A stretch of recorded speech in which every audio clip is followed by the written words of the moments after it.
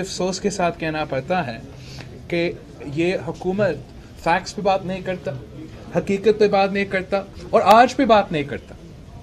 ये हुकूमत सिर्फ और सिर्फ गालिम गलोच का आदी है।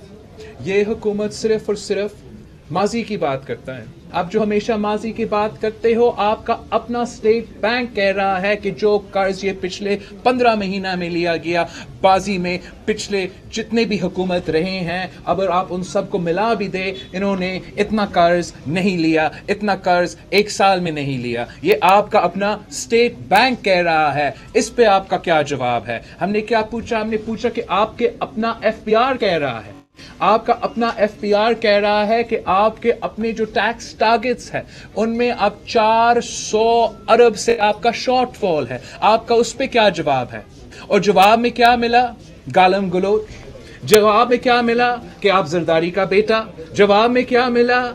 जवाब में सिर्फ और सिर्फ ये हुकूमत इश्यूज पे बात नहीं करते, जातियात पे आ जाते हैं, तनकीद बर्दाश्त नहीं कर सकते। हम तनकीद बर्दाश्त कर सकते हैं, हम इनका गालियाँ भी बर्दाश्त कर सकते हैं, मगर इस वक्त इस मुल्क का गरीब अवाम ये हुकूमत का मुआशी पॉलिसीज बर्दाश्त नहीं कर सकते।